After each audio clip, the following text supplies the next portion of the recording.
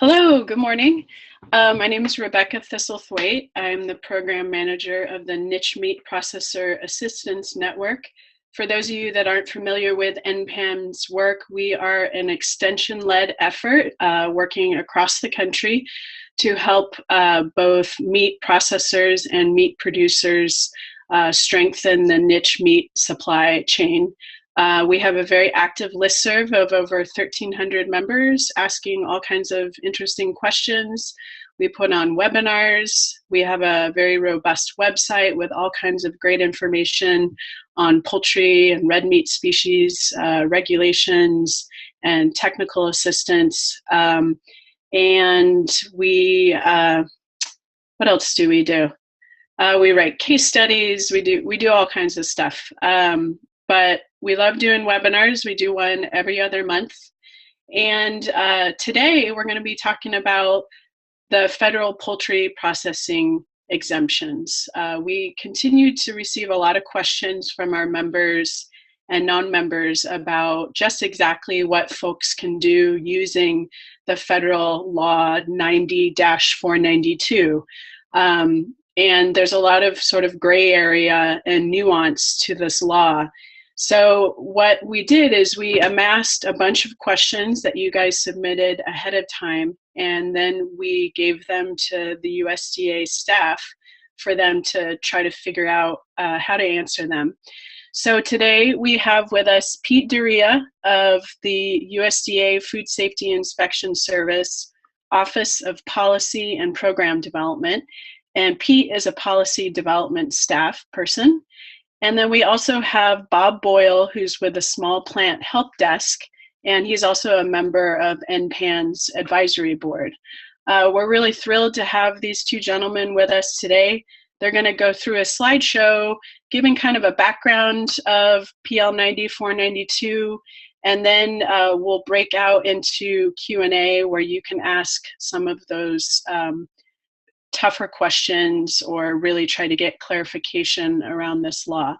Also, I just wanted to say that I used to be a poultry producer and I processed under this federal exemption, and I continued to have questions while I was doing it, and often there wasn't good clarity. So I'm really excited to be able to offer more clarity to producers around the country on this law and hopefully strengthen small-scale poultry processing as a result. So with that, why don't we start off with Pete?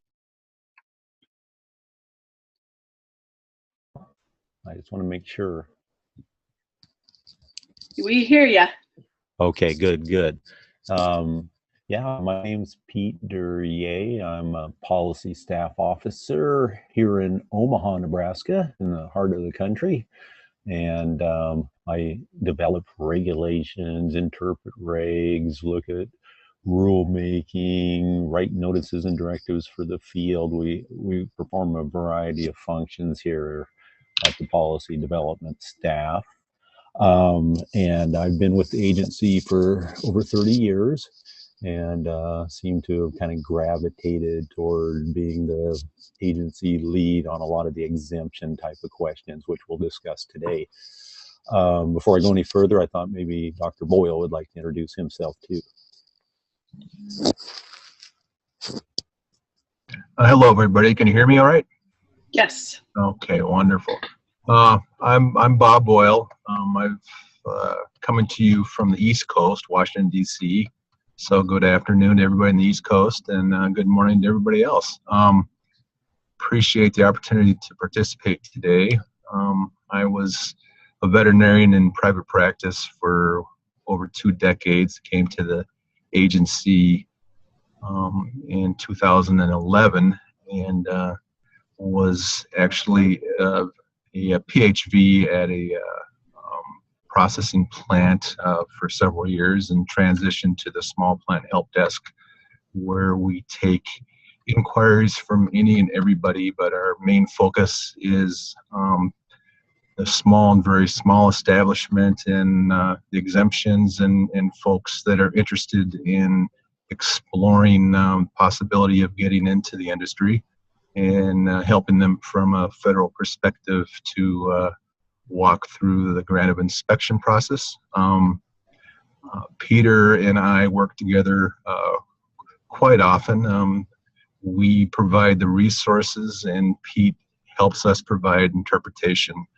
So again, we're both very pleased to have the opportunity to participate today. And with that, I'll turn it back over to Pete. Okay, thanks everybody. I'm excited to be here, and thanks Niche Meat Processors for allowing me to participate in this event. I do want to start with some slides, and I don't want to glaze over the audience, but we'll kind of set the background and advance through some of these slides fairly quickly. Before I start the show, though, I give you a brief oversight of who we work for. Obviously, our department level is U.S. Department of Agriculture. Then you move down to the agencies within the USDA, and you'll find several agencies, Soil and Conservation Service, Rural Development, Food and Nutrition Service, but our agency is the Food Safety and Inspection Service. It's one of the few regulatory agencies within the USDA. We do regulate the meat and poultry industry. How do we do that? We have a couple of different acts that apply. One is the Federal Meat Inspection Act, which doesn't necessarily concern us today, but its counterpart for poultry is the Poultry Products Inspection Act. And you can find these online, by the way. I hope you can see me holding up the hard copy of it here. So you can see this is a well-used version, has lots of different sections within the act. The section that we want to zero in on today is our exemptions section here, which is identified in the act as 21 U.S.C. 464. So that describes all the exemptions that are available for poultry producers. So anyway, and then in that part of the act, it also talks about the secretary shall, by regulations, blah, blah, blah, exempts for certain operations from the requirement to be inspected. So where can you find that? Well, you would open up your 9 CFR, 9 Code of Federal Regulations. So you start with the statute, and then you develop the regulations around what the law asks for. And in the 9 CFR, we would turn to Part 381. So Part 381.10, 381.10 contains all the exemptions from the requirement to be inspected. So if you could start at the ground level, everybody that produces poultry products for human food is required to be inspected either by USDA and federally inspected establishments, or by states and states that have their own meat and poultry inspection programs. If you have any questions on that, you can ask Ron Eccles' group, the Federal State Audit Branch, about the state programs. So just keep in mind, everybody needs to be inspected either by USDA or by the state in those states, unless you're eligible for an exemption from inspection. And so that's what we're going to talk about today, are those exemptions that are found in 464 and in 381.10. So with that in mind, let's go ahead and start the slideshow. We're on slide 1 right now with the opening. Dr. Hunter is mentioned down there in the bottom, Harvey, but Harvey's been called away to attend another FSIS meeting. And so he's sorry he can't make it today, but Dr. Hunter is a veterinarian that's worked in the poultry establishments and has a great understanding of the exemptions as well as poultry. And so if you have some questions, we can make sure they get to Dr. Hunter and use his expertise. I'm going to move to the second slide now, I hope. Okay, it should see a picture of a turkey there roasting in the pan.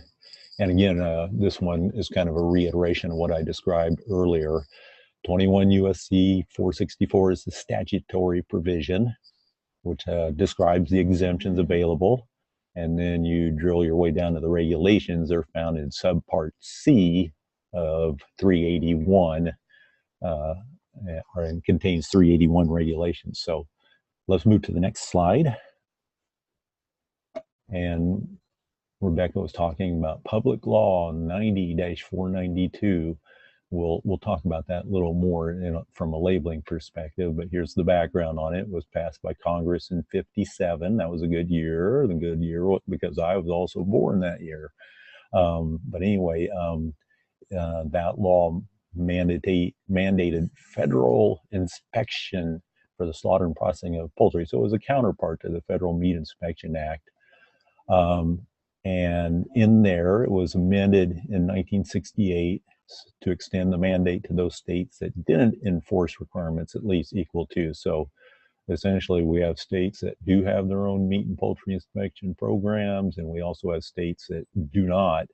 And there is a difference between those two, which we'll probably elaborate upon as we proceed through the PowerPoint. Okay, so, but it was not the intent of Congress to mandate federal or state inspection of an owner's private holdings or a business that slaughters a small amount of poultry. So hence the development of these exemptions, which were really tailored to help out small businesses, small owners, and do some of those type of activities. Okay, and as we've noted before, the PPIA in Section 464 exempts some poultry slaughter and processing operations from certain requirements of the Act. I guess this would be a good time to say that, you know, no one at any levels ever exempt from everything. And so you'll see a couple of passages in there that talk about you're not exempt from the adulteration and misbranding provisions. So just to kind of paraphrase some of the more important passages in the adulteration provisions, those would be you can't prepare, pack, or hold these poultry products under insanitary conditions, and you can't have any poultry product that's unfit, unsound, unwholesome, unhealthful. So anyway, and misbranding talks about labeling of products, and you can't misbrand products. We'll move to slide 6 now. We have a reference guidance that we've put out to help persons that are interested in operating under the exemptions. I'll hold up a hard copy of it here. I think there might be a link to this in the presentation later, but if not, just know that you can go on our website and search for this guidance document. What you see on the PowerPoint is kind of a summary table that's on page 21 of this document, and it's a real helpful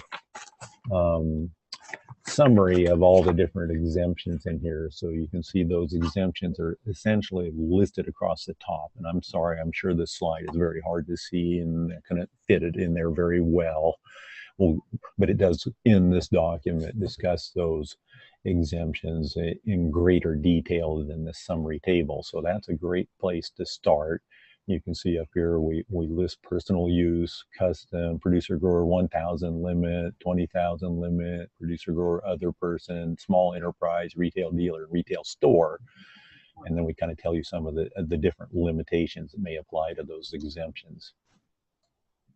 Okay, next slide is a reiteration of those ones that I just mentioned. Plus you can see there is a religious dietary law exemption that's found in 381.11. For our purposes, we probably won't discuss that one particularly much today, but here's your personal use exemption. Essentially, this is someone that's raising birds on their farm, in their backyard, and they're not going to sell, not going to donate. It's only going to be used for the exclusive use in the household of this person that's raised these birds. So the person themselves, they perform the slaughter and processing, and Uncle Sam is not going to get involved in that. So personal use exemption is probably one that you all aren't interested in as much. Of course, the poultry has to be healthy when slaughtered. You got to do the sanitary conditions that we talked about earlier. Nobody's exempt from sanitary conditions. And then in theory,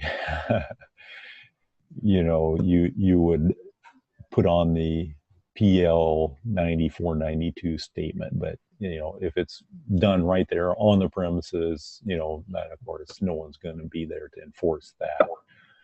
It's only kind of like when those articles may be transported from one location to another that you'd want to do that. So here's a pop quiz question that we developed kind of to trigger some interest in this. If you pay someone to slaughter and process your poultry, does that disqualify you from the personal use exemption? Answer, well, not necessarily. It kind of depends on the situation. If this person is just one of your hired hands on your farm or your ranch, then no. But things change a little bit when somebody else outside of that scenario is there to help you. So, for example, we have mobile slaughter units. Mobile slaughter units can come and dock on your farm for the day or the week or however long you rent it. And as long as you're still doing all the slaughtering and processing yourself, and this owner of the mobile unit is not helping, then that's still personal use. Now, let's change that situation a little bit and say, all of a sudden, you hire this person that has the mobile unit to actually assist or perform entirely the custom slaughtering or the slaughtering and the processing, and then that moves it up one level to what we call custom exempt slaughtering, and there are some additional requirements for that. But in essence, if you're doing it yourself, then no. So let's move to that custom slaughter exemption that we were trying to describe earlier. Again, custom slaughter isn't engaging in buying and selling, because the custom slaughter is just performing this activity for this owner of the poultry. And so they don't buy or own the poultry. They simply provide this fee for the service they're providing. And the resulting product from this custom exempt process is, again, only for the exclusive use of that owner of the livestock in their household, for them and their non-paying guests. So the product itself doesn't move out into the world, doesn't move into commerce. And that's important to know, that this custom slaughtered, custom processed product is not eligible for sale at any time, and it's not eligible to be donated either. And again, you'll see in bullet 3 there that, again, it has to be healthy poultry. That's mentioned in the statute and the reg. And it has to be done under sanitary standards and practices. The guidance that I referred to earlier, we have some guidance material in there that can help you achieve those sanitary standards.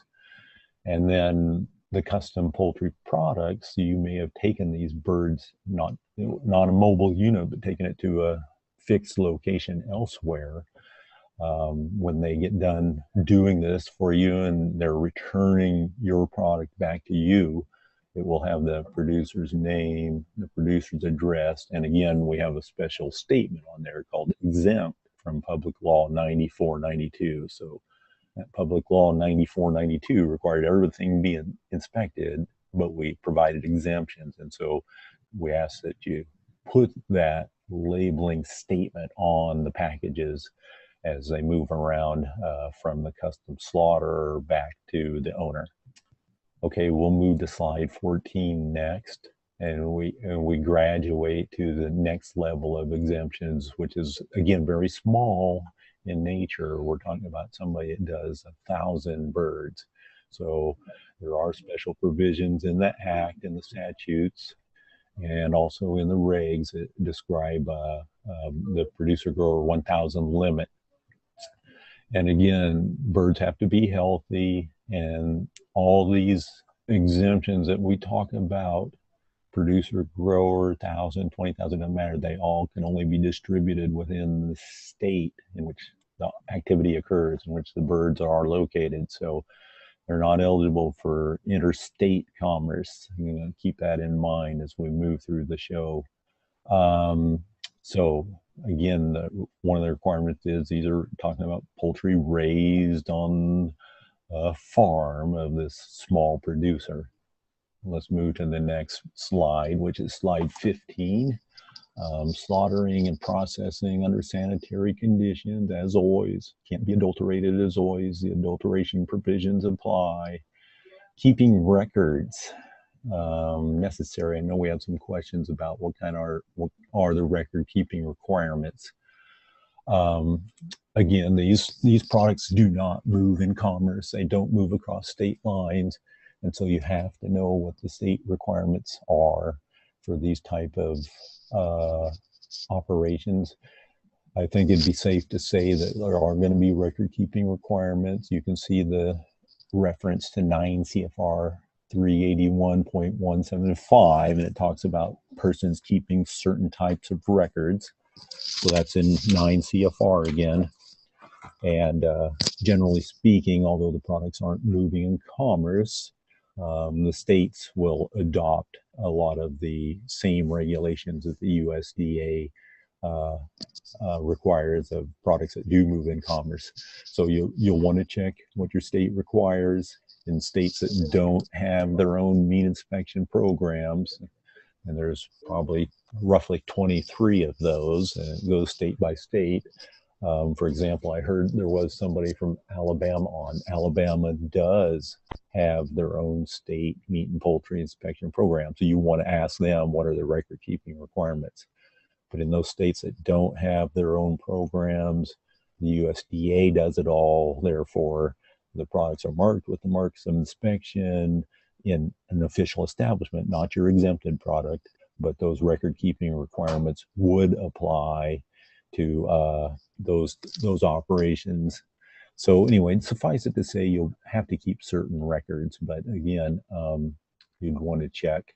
And you can see bullet 5, poultry products not sold in interstate commerce. So now we're talking about a different category of birds here. Those personal use and custom exempt, those were all for exclusive use in the household. Now we've moved to product that's going to be slaughtered and processed and sold, not in interstate commerce, only in intrastate commerce. That's an important thing to know as you move through the rest of the show.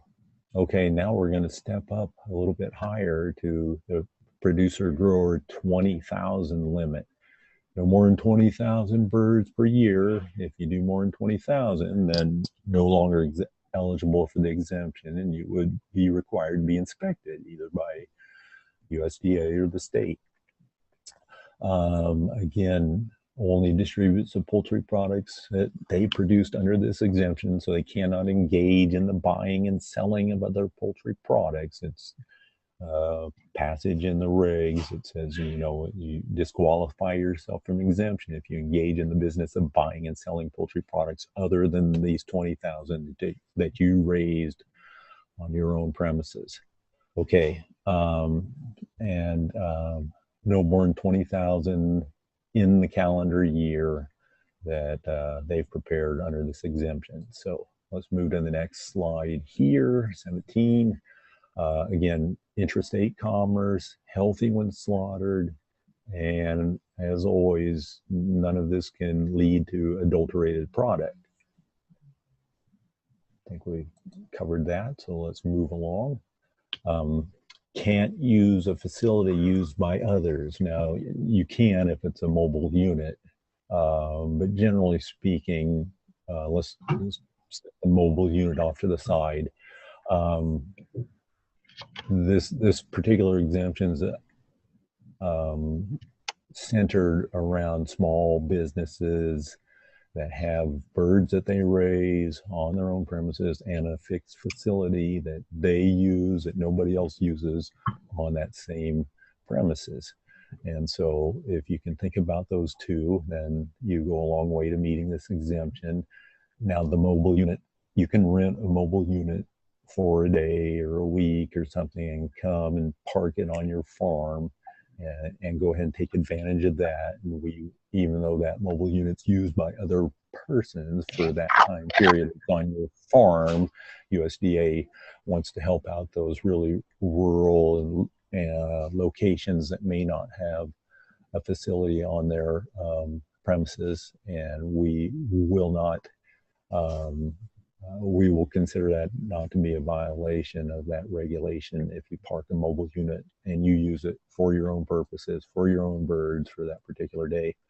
Let's talk about distributing these shipping containers in intrastate commerce again. We have certain requirements: producer's name, producer's address, that Exempt PL 9492 statement, and then safe handling instructions on birds that are not fully cooked. So anyway, those will be some of the things you want to think about labeling when you're moving this product to whoever you're selling it to under the 20,000 producer grower exemption.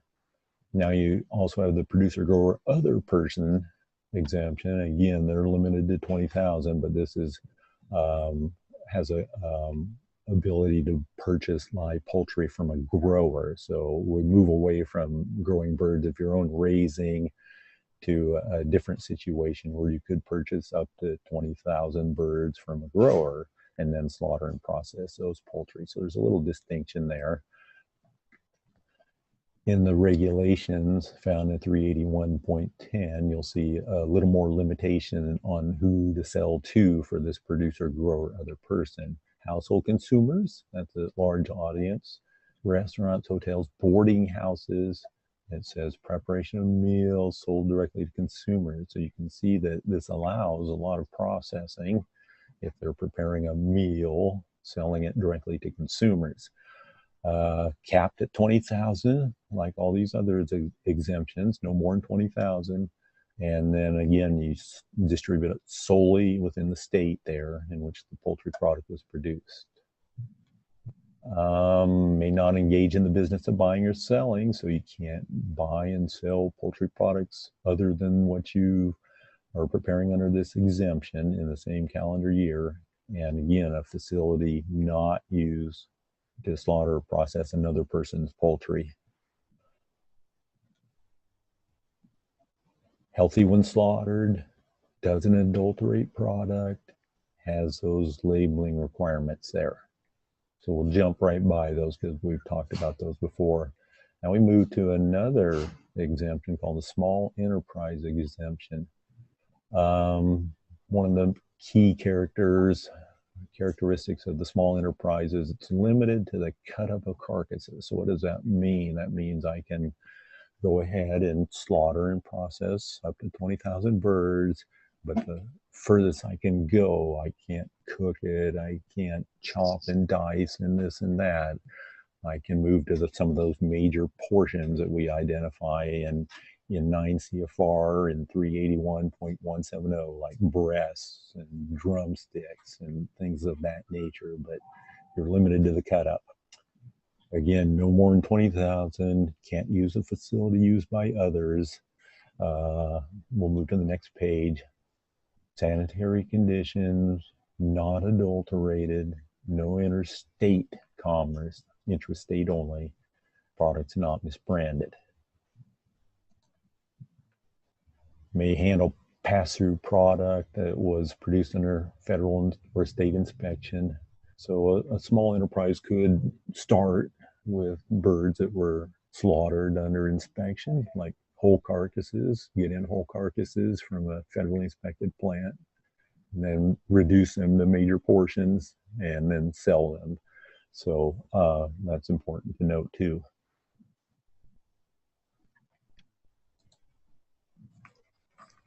Okay, so who can the small enterprise sell to? Well, the field is very wide there. Household consumers, hotels, retail stores, restaurants, similar institutions. One of the disadvantages of the small enterprise is that we can only do cut up. And then the advantage is there's no restriction regarding the customer. You know, it can be household, it can be HRI, it can be any entity really in the state to whom the business may sell. Okay, some general labeling requirements. Again, you'd want to check with your appropriate regulatory authority, whether that's the state or possibly these operations are licensed with the county authorities or the Commonwealth. But, you know, generally speaking, when these products are moving in intrastate commerce, they'll have the name of the products, net quantity, contents, name and address of the manufacturer, and we can see that that's a labeling requirement. A handling statement, like if it's perishable, you'd want to put on keep refrigerated. Safe handling if it's a raw product. A pack date or slaughter date may be required. No inspection led, and it's important to know that you're not entitled to put USDA inspected and passed or state of Alabama inspected and passed on any of these products because there is no inspection. They're exempt from inspection. We have an example off the side here of safe handling. Okay. How many poultry, pop quiz question, how many poultry exemptions may a person or a business claim to slaughter or process poultry? Well, it kind of depends on the exemption, but you can't simultaneously operate under more than one exemption for which it qualifies. And so we go into a little bit of a discussion of that within our guidance document. If you have more questions on that, we can discuss that later. Can a business claiming a meat or a poultry exemption also claim a meat exemption? Yeah, you can operate simultaneously under a poultry and a meat exemption. In general, a federally inspected poultry establishment cannot also claim a poultry exemption. Why? Because most of those say you can't engage in the business of buying and selling, which is exactly what a federally inspected plant does. But we'd have to look at everything on a case-by-case basis. So if you have some question that revolves around this type of scenario, we can answer that later. Is the PL 9492 statement required on the 1,000 bird producer grower exemption? No, but it's recommended to put it on there anyway, just to be safe. But the 1,000 producer grower exemption doesn't have that same labeling requirements that are found for the 20,000 producer grower or 20,000 producer grower other person, small enterprise. So again, these are all labeling specific questions. If you have any labeling questions on this type of product, just go ahead and reach out to me, and I have contacts in our FSIS labeling staff, and we can provide you with a good answer. Okay, pop quiz again. Can a facility currently operating under the 20,000 or less exemption apply and receive federal inspection? Yeah, I mean, anybody can apply for federal inspection, even if you're doing 1,000 birds. It's up to you. Bob's staff can get you guided down the right path if you're interested in receiving federal inspection. Federal inspection is free for your basic 8-hour workday. Taxpayers pay for it. There are certain written plans that you'll have to have in place. SSOP, sanitation, standard operating procedures, written procedures that tell us how you'll keep the place clean. You have to have a recall plan. You have to have a HACCP plan. That's 9 CFR 417, talking about how you'll produce safe food. We can talk about that later if you're interested, and go ahead and point you in the right direction. Slide 37. Are these facilities operating under these exemptions subject to those SPS regulations? Those are found in Part 416, or the SSOP regulations. No, they're not subject to it, but it's a good idea to use them as guidance in order to reach that objective of producing them under such sanitary standards as those statutes and regs talk about. So what do I have to compare myself to or use as guidance? I can use the sanitation performance standards as guidance. That doesn't mean they apply there. You wouldn't be written up a violation of them because they're not required, but they're definitely great guidance material. So if you have any questions on that, we can take care of that later. No, the adulteration and provisions of the PPIA apply. And again, we talked about that earlier, that although you're exempted from inspection, you're not exempted from the adulteration provisions. And finally, I think we're to our question and answer period. And before we go there, I wondered if Dr. Boyle had anything he wanted to add in there about some of the resources that are available to you through his office. Bob, do you have anything you want to add? Yeah, can you hear me? Yes, we can. Yes. No, I think that was a good overview.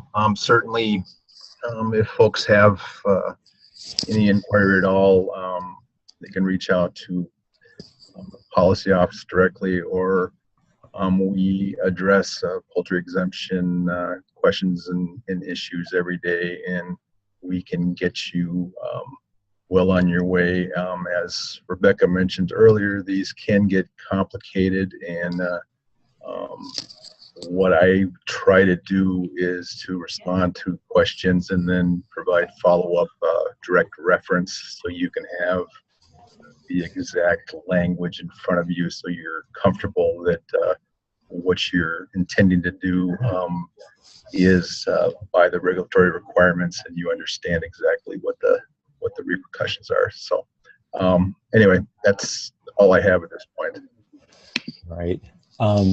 Yeah, we have a nice feature on the website where you can reach out to either Bob's staff or our policy development staff here. If you went to our home page, there's a feature in the upper right-hand corner of the home page, which is fsis.usda.gov, Food Safety and Inspection Service.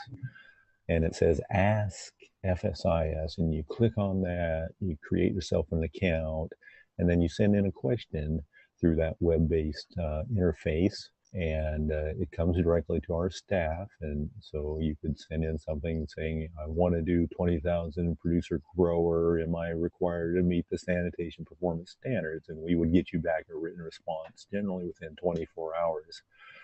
So it's always nice to have something in writing, isn't it? So if you're interested in that, just go to our homepage, find your way to Ask FSIS, and click on that, and that'll help you send in things that we'll answer to you in writing, including labeling questions. With that in mind, Rebecca, I'm done with the actual slideshow, and I'm available to take any specific questions, or I can kind of walk down through this list that came to us earlier. Yeah, why don't you see the Q&A and start at the top? Yeah, okay. Well, I received in some questions from Rebecca that I understand came in from everyone out there that might be listening today. One of the first questions was about record keeping requirements. I think we discussed that earlier, that even if, generally speaking, even if something's not required, I mean, it's a good idea to cover your bases, to go ahead and keep good records. But generally speaking, yes, there are record keeping requirements, even if you're exempted from the inspection requirements. So those, again, visit with your state, visit with your locals, look at 9 CFR 381.175, and they'll tell you exactly what they are, such as bills of sale and receiving papers and shipping papers and bills of lading and this and that. What are the labeling requirements in the law? Well, obviously, if you're going to produce something that's sent to a hotel, a restaurant, a consumer, a grocery store, wherever it is, you can't just move in commerce without any labeling. So the slideshow had one slide there on what are the labeling requirements. So again, check with your locals, check with the state. You can refer to what the slide there had, or look in the FDA food code in chapter 3. A lot of these licensed operations, such as we're discussing today, will be licensed by the state and locals who adopt that FDA food code, and it has a section in there on labeling requirements also. So yeah, do expect that you'll have to meet some labeling requirements. Here's a question about sanitation expectations, like wastewater and temperature records and SOPs and anything else. Well, again, we talked about the specific sanitation requirements that are found in 9 CFR 416. In this book, you can reach this online at ecfr.gov. Go down to Title 9, and you can look at all these in electronic version.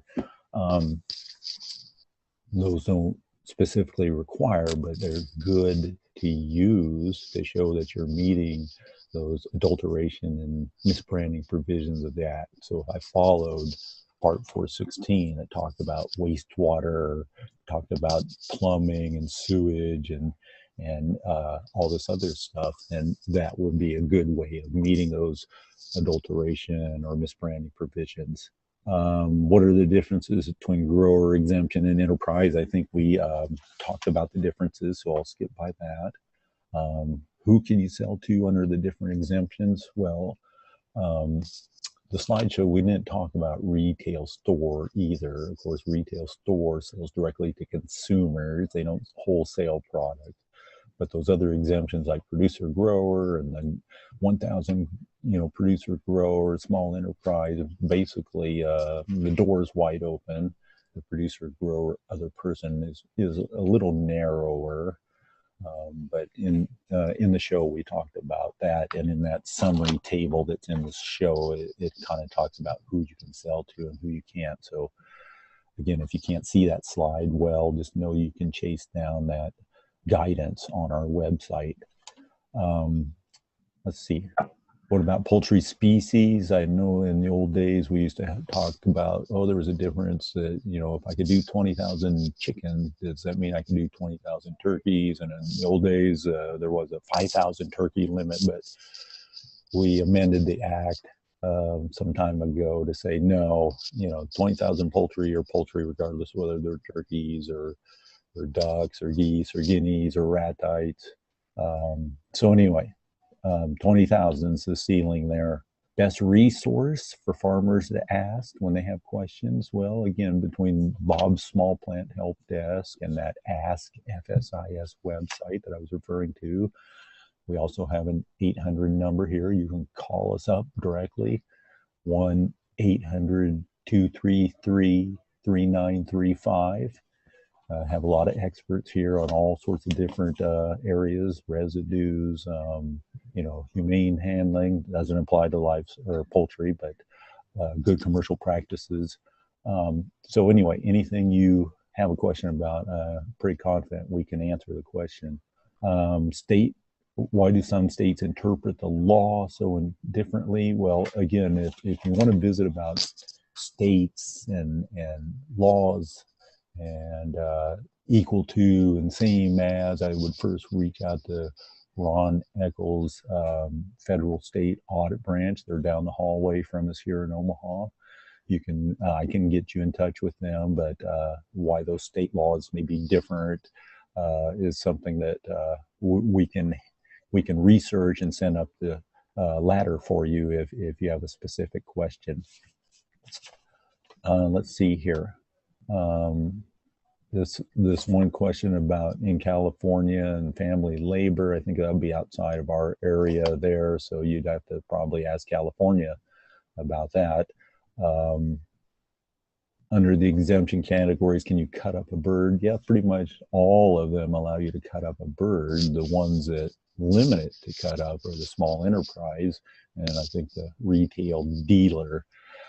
Otherwise, the follow-up question on that was, can you cook the birds and sell the ready-to-eat products? Yeah, that allows for the processing, and processing includes, canning, cutting, slicing, dicing, cooking, all sorts of things. So yes, you can, unless the state or the local authorities have some food codes of their own that say you can't, that you must be inspected, or you cannot, or you're limited to not cutting up or not cooking.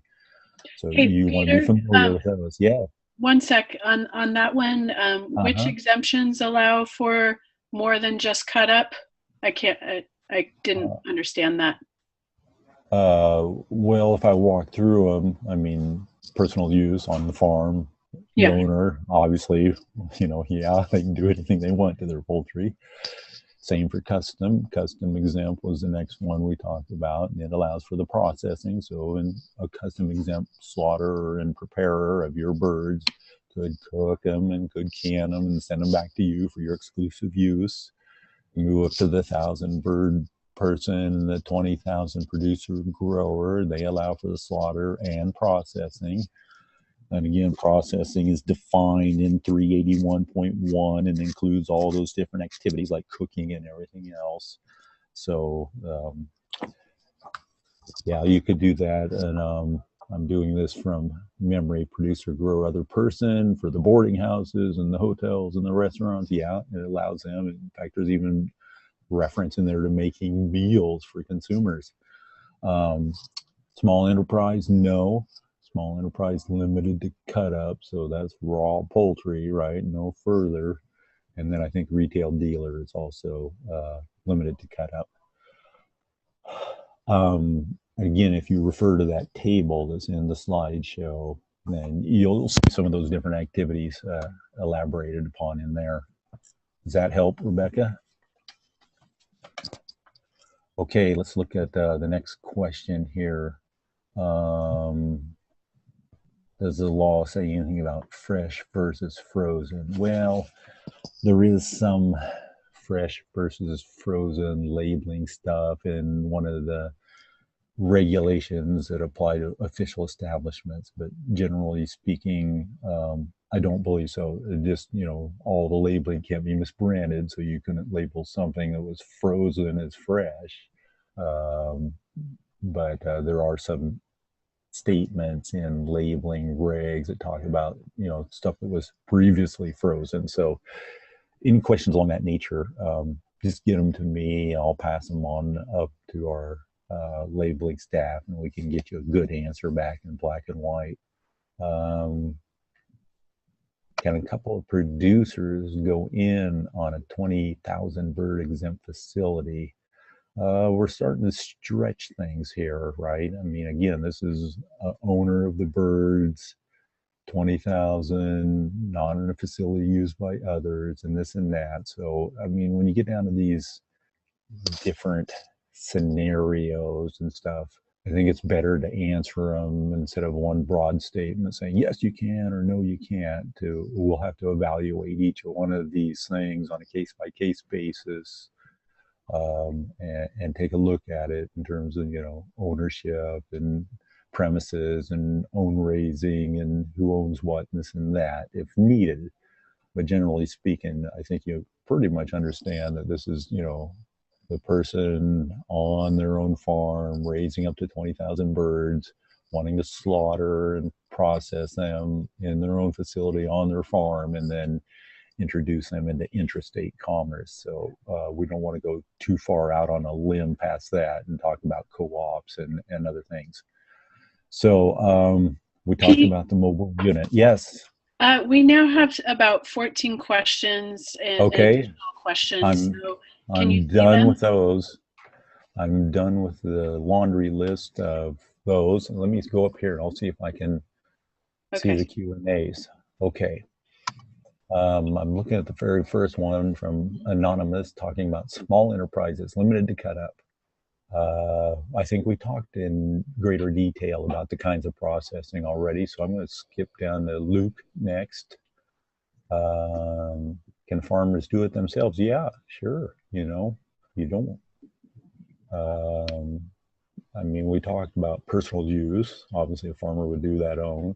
Custom, you can help, but if you hire somebody else to do it, then it turns into a different exemption. Now, the farmer that wants to raise 20,000 birds of his own raising and slaughter and process them, yeah, I mean, I think that's generally the understanding is that they're doing it by themselves on their farm in their facility. So, again, you want to look at the 381.10 regulations there, and I think it's 381.10A5 is producer grower, and A6 is producer grower other person. Okay, can we get a printable copy? Dusky asked of slide 6. Well, I'd have to go back to see what slide 6 is, but you bet. I think actually, um, I'm not going to back track right now and see that, but definitely, Dusky, I'll get you a printable copy of slide 6 if that's the one with the table. I'm not sure which one that is. Well, we will put the slideshow on the NPAN website, and we will also have a video of this on our YouTube channel by next week. So through one of those ways, everyone can get a copy of all the slides. Yeah, this is Bob. Yeah, you can always contact us too. That's kind of in our wheel well. We can help you to get something that would make things printable for you. Really, that I'm looking now on my other monitor, and slide 6 is that summary table that again is found in this document, which is available electronically to you on our website. So if you wanted to, you could go there and track down the document guidance for determining whether poultry slaughter or processing operation is exempt. So we can get that to you easily. Let me keep going here. Are there any new rules? I'm not sure what you mean there, Luke, so I'm going to jump by that one. Oh, I'm sorry, I'll back up to Dusky's other one. How would we go about adding 4-legged animal exemptions for small farmers? Well, I mean, there are exemptions in the Federal Meat Inspection Act that talk about, you know, let's start with the ground level, that everything's required to be inspected unless you can find an exemption. And similar to the poultry ones, you know, you have personal use, you have custom, and then from custom, we kind of go right to retail store exemption, where you have to use federally inspected livestock as your source material, but you can do some further preparation. But anyway, that's a different presentation, a different subject. Reach out to me on the phone. I'll give you my phone number right now, 800-233-3935. Press 0. Ask the operator for Pete, and we can discuss those all day long. So yeah, there are options for livestock exemptions too. Not all 4-legged creatures, not alligators and things, but cattle, sheep, swine, goats, yes. I'm going to jump by Luke's here, so because I know we're going to run short of time here. And remember, if I don't hit your question here, you can get a hold of me later or send it in through Ask FSIS. Itemized summary of what the exemptions are for 1,000 birds or less producer. I'm not quite sure I understand that. Their regulation talks about a little more liberal requirements for what a 1,000 bird producer can do. But again, if you reach that summary table that's on slide 6, you'll see a lot of that discussed in that document, not only in the table, but in the document itself. I think what Luke was asking, and he asked it earlier, is what are producers exempt from? We didn't really explain what that means, and I think you could say what that is. Let me just read it first, if that will help, okay? So we know exactly what the reg says. The provisions of the Act and the regulations do not apply to any poultry producer with respect to poultry of his own raising on his own farm, which he slaughters, if such producer slaughters not more than 1,000 poultry during the calendar year, can engage in the buying and selling. So what does that mean? Exempt from the provisions means you don't need to be inspected. But as always, it's very, you know, the labeling part of it, the PL 9492 statement doesn't apply. But that doesn't exempt you from sanitation requirements at all. That will never happen. And it doesn't allow you to adulterate products. So it's just a little bit goofy. I mean, you could, in theory, use a facility used by others if you want to get down that way, because really the only restrictions are not more than 1,000 and don't engage in the buying and selling other than those poultry raised on your farm. But it doesn't say anything about, can't use a facility used by others. So that's one of the things that make it a little bit more appealing if you're a very small person and don't have a facility on your own premises. I hope And that I think, helps. yeah, and I think the overall sort of message is that a producer is exempt from bird by bird inspection by a federal inspector. Yeah. That's essentially what you're exempt from, right? As are the producer grower and the producer grower of the Yeah. person, the small enterprise, all that preparation, slaughter and preparation, which is normally required to be inspected, is not. But yeah, just send that in to me if you have something more beyond that. Let's see here.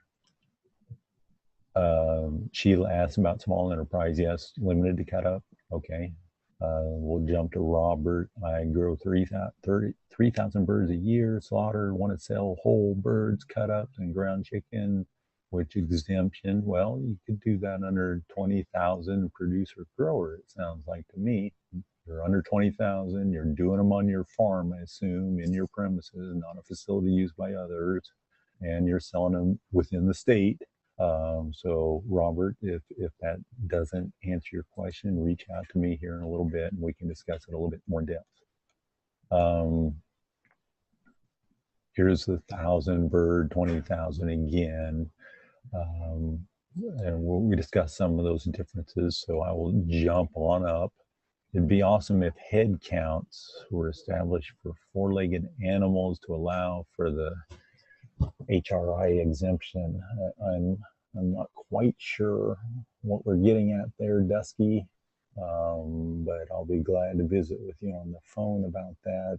There are, if you're talking about a retail store selling to HRI, which is a type of consumer, there is a table in the regulations found in 9 CFR 303 about normal retail quantities. Okay, so anyway, that's a little bit hard to understand what you're asking, but I'm definitely interested in helping you out. So get a hold of me later, 1-800-233-3935. For the 1,000 bird exemption, yeah, you can use a custom butcher to slaughter, because remember, none of those other parts of the act that talk about can't use a facility used by others apply to the 1,000 bird person. Generally speaking, it was designed for someone raising birds on their own place, slaughter them on their own place, and sell them within the state. But if you had to, you could take them in and have someone else do it. And this would not be custom exempt, though, because this product is not intended to go back for the exclusive use in the household of the owner. Rather, it's going to be sold in intrastate commerce there. So we don't want to make the distinction between the two. Pathogen testing. Angela asks, can you discuss required pathogen testing? Well, we don't test down there because we don't inspect down there. We do, the states may, the locals may. I'm not sure. Again, you'd want to check with them. I'm not sure what 2717 notice is about without opening it up. We get a lot of notices out there. But I think there was some notice that came out recently. It talked about starting to do some sampling of some religious exempt poultry. But again, let's save that one. I can direct you to the right people and we can discuss that one a little bit later. Okay, here's a good question. Let's see.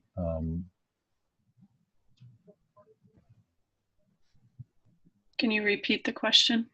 Well, I'm getting more questions in and they keep bumping me back up.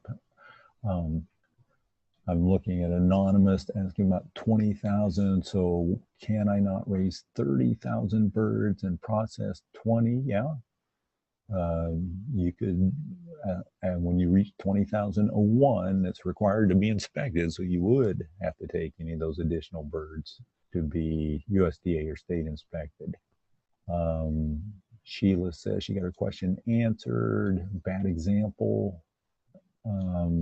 These are popping in right and left, and we are at an hour. I don't know what your plan is, Rebecca, and whether we want to keep going or have these sent Let's in. just try to work through the rest of the questions. We just have 10 more.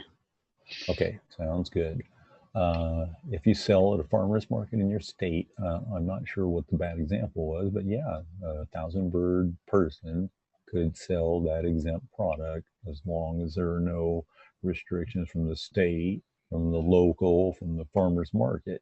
The USDA says restricted intrastate commerce again, so that farmer's market is in the same state as where you did the 1,000-bird activity, then yeah, we have nothing that says you can't sell at the farmer's market. Okay, CM asks who can be involved in the slaughtering, family, friends? Right, there's nothing in there that says they can't help out, so there's nothing about that. Kimberly asks, is there any paperwork that must be filed? That's a good question, Kim. There's often some mistaken concept that in order to do an exemption, you first got to receive permission or file a permit or something with the USDA. Not true. You just go and you have knowledge of what the exemptions allow you to do and be prepared to defend that if anyone pops in on your operation and says, I see you're not doing this under inspection, which exemption are you using, so you'd want to be knowledgeable of what the exemptions allow you to do, but there's no permitting process from us now. But there is on the state level often. Yeah. Again, I mean, the act just says you're exempted.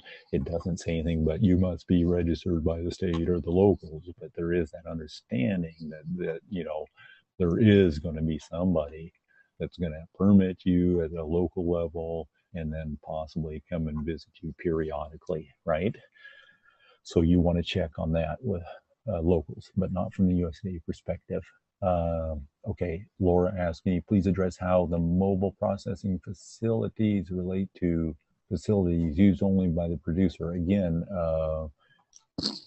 Laura, in this document here, that if you go to one of those producer grower things, you'll see that our policy is written in black and white, and it talks about we'll consider a mobile unit to be your own facility for that time that it's parked on your farm and not a facility used by others. So we don't want to restrict the ability of you or anybody else operating under these exemptions to not take advantage of that. So what is your website link?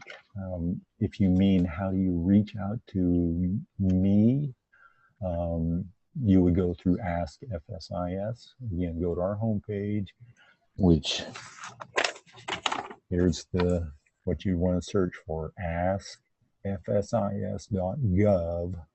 Create yourself a little profile, an account, a password. It doesn't take very long. It's not very entailed. And then you go in there and ask your question. You can put attention Pete in the subject line if you want to, and it would find its way to my desk. But that's all at the FSIS website. Right. This is Bob. You can also Pete and I interface. We can refer questions back and forth. Call the small plant help desk. I can get you to Pete. If you can get to the FSIS website and identify Ask FSIS or their small plant help desk, we can get you an answer. Right. And we can, if I can't answer it, Bob can't answer it, we'll get you to the right people, which would be, like our labeling staff or our federal state audit branch, whoever it might be, depending on what the nature of the question is. Okay.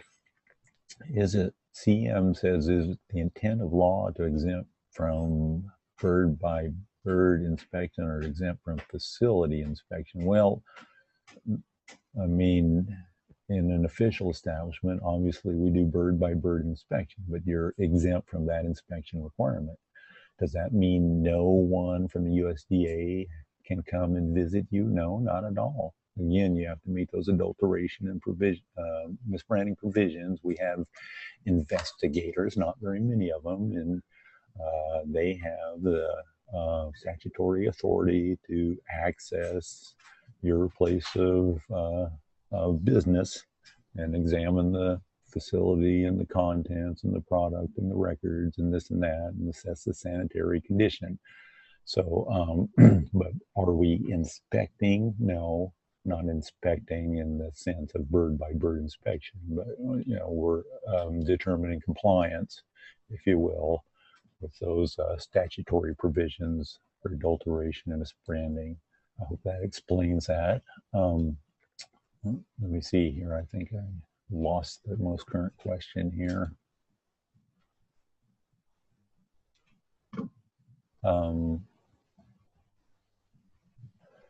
For custom slaughter exemption, Anonymous asks, what if a grower has 1,000 birds and sells live birds to individual customers, but provides the option to pay a flat fee or processing? I mean, this is pretty complicated. So, I mean, it's got a lot of different elements. So whoever asked that question, let's, send it in writing. Let me look at it and see, which exemption really applies here, because we got a lot of different things going on there. So I'm going to jump to the next one. Can an exempt product be sold to an end consumer out of state internet sales to an individual? No, again, keeping in mind that you're only afforded the exemption if you meet the different provisions that are spelled out in the statute and in the regs, and in there it distinctly says intrastate distribution only. So you wouldn't be able to take an online order from someone across the state line and go ahead and slaughter and prepare stuff under exemption and get that product to them. No. Aren't you also exempt from facility inspection? Well, we talked about that. We talked about the email address. Vince asked, does 381.65 apply? No, only those regs found in subpart C of 9 CFR apply. Let me show you this here real quick. It might be of interest.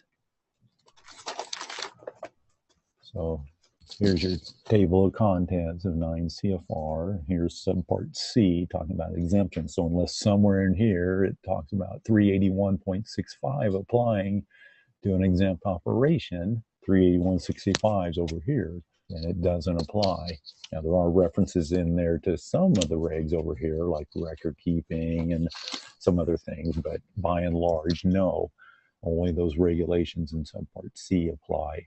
Now, does that mean you couldn't use 381.65 as some sort of guidance? Yeah, for sure. I know 381.65 talks about some different, good commercial practices and things like that. So anyway, don't be afraid to look at them. Just know that they don't apply to you from our perspective unless we specifically say that in subpart C. Now, does the state or the locals say something different to that? I don't know. You check with them. With that in mind, I mean, I think I've got all of them addressed there, Rebecca. Peter, could you put in the chat box your direct email? Well, I can sure try. Let's see here.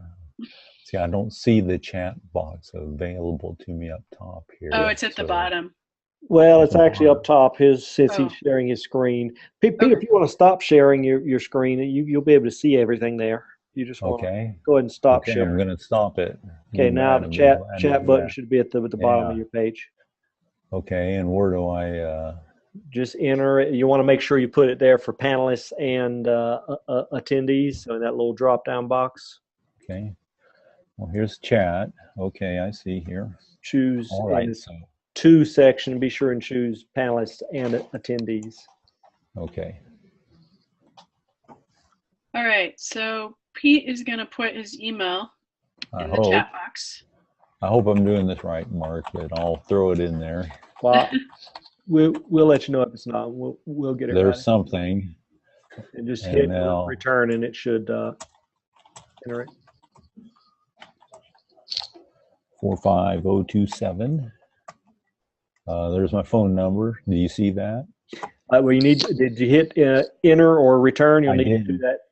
I did, yeah. Yeah, I'm not seeing anything on my end. Well, Why don't you Yeah. just tell me your email? What is it? Oh, here, all panelists is what you want me to select there? No, everyone. All panelists and attendees. Okay. Yeah. Let me change that and see if that helps.